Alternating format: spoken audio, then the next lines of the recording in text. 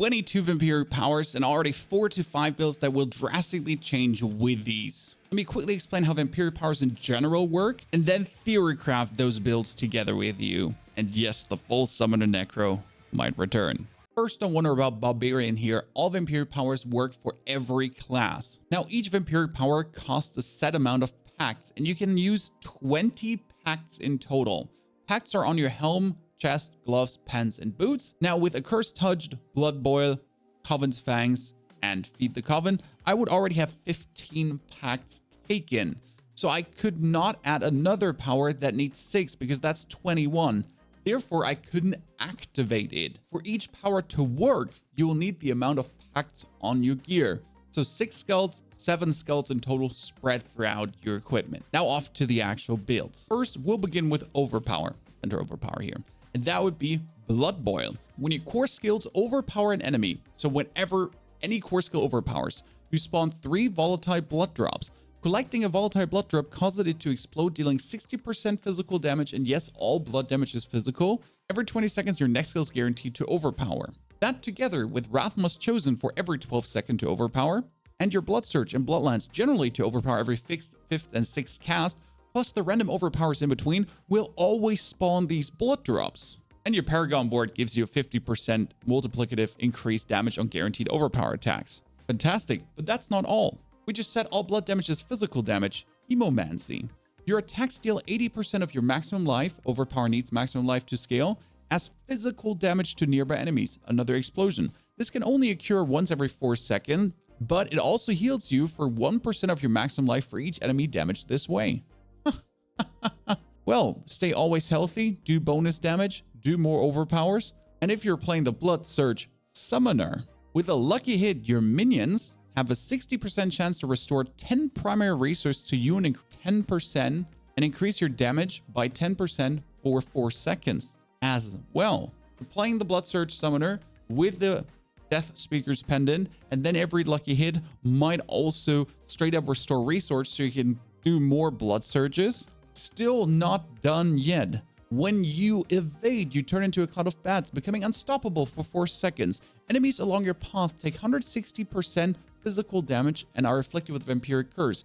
When they're afflicted by Vampiric Curse, their souls get taken into your soul space for 8 souls maximum, and if you then use Blood Mist, they explode outwards to deal even more damage. Fantastic.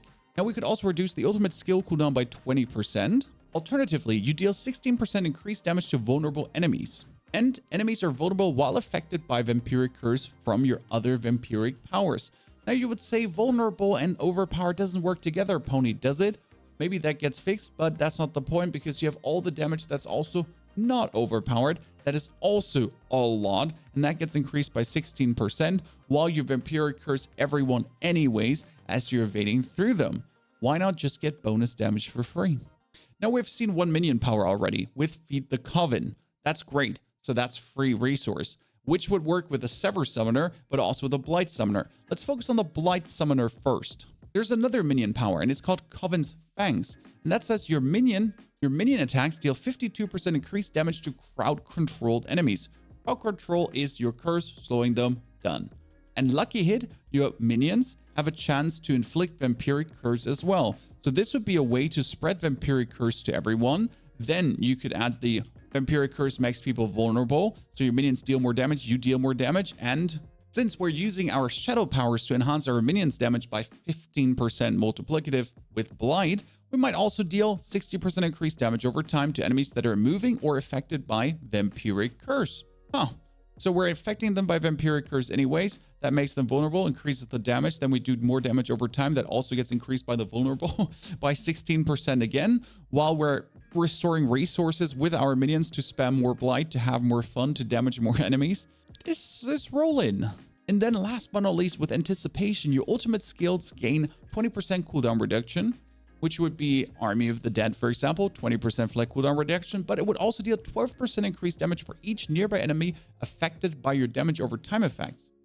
So, Corpse Explosion, interesting, with the Blight, with the Bone Prison, all of these things would be damage over time, and that would increase the damage of our minions just going rabid on the Army of the Dead.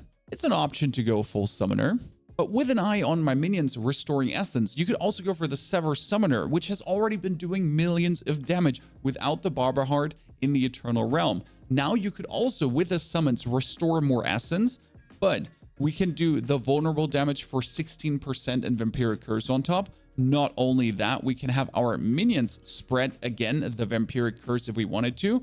But in this case, I think we're going to go a different route. We're actually going for Domination. And Domination, you deal 24% increased damage to enemies who are stunned, immobilized, or frozen. We can do stunned with our Corpse Tendrils. So you would go in, Corpse Tendrils everyone, stun them, 16% increased damage because of Vampiric Curse with a 24% damage increase. And here's an interesting one. We can do, again with Metamorphosis, Vampiric Curse consistently as we're dashing and turning into a cloud of bats. Yeah, makes us unstoppable, we evade, unstoppable, cloud of bats, and we apply Vampiric Curse, which is a very interesting game loop now. We can curse the enemies with our Decrepify. Then we dash in. Everyone gets Vampiric Cursed. We do 16% more damage. We create one single corpse potentially with our minions from the Sever Summoner to then pull them in together. 24% damage, 16% damage increase. We already did millions of damage before the Barber Heart with all our aspects. And we had another 40% damage on top of what we have already dealt, millions-wise. And last but not least, you could add an Undying, where casting skills heals you for 3% of your life. And that also works very well, by the way, with the Blood build to never have you run out of steam again. Now, you thought we're done here? What about Tempest Necromancer? You know, the one that did Bone Storms and a lot of Bone Storms. For that, we start with Anticipation, because that would be 20% cooldown reduction on our Bone Storm, so we can do more Bone Storms. But also, your Bone Storm would do 12% increased damage for each nearby enemy affected by your damage over time effects. And as we're using Bone Storm, turning it into Shadow, and using Shadow Corpse Explosion as well, having a Bone Storm that already does tremendous amounts of damage, doing even more damage, is quite beautiful. And here, the same goes with Metamorphosis, as we're dashing through, turning into bats, making everyone be Vampiric Cursed. And then as we're going to be using our Blood Mist in between to just go faster through the dungeon, we're also pumping out now souls that explode to the side into everyone, while our Bone Storm just does copious amounts of damage. We could even increase our damage over time if we feel like that. Again, with the Flowing Veins to do 60% increase. And obviously, we want the 16% damage increase also versus our vulnerable enemies, as we're making them Vampiric Curse with Metamorphosis, and we just want to explode them out. Now we have 6, 13, 17 Vampiric powers already taken, and we have 3 more open to add something, because you can do 20 max. And that would be for this zooming build as we're just going through Undying, because casting skills heals you again for 3% of your life. And we'd just be continuously going through healing, casting, having fun, running through the dungeon, and then on top of that, just not dying. Alternatively, you could also take the Resilience, which gives you 1% damage reduction for each 2% life you're missing, making you an absolute undying resilient tank that just going through, when you lose 50% of your life, you get a huge chunk of damage reduction on top. Couldn't be better, right? I don't know how you're feeling, but I'm absolutely pumped for these changes, giving me fun to experiment with everything. And if I get another 100 hours of gameplay for free out of Season 2, I'm looking forward to it. If you want to check out Set Blood Necro here, or if you haven't seen all the Season 2 updates, down there.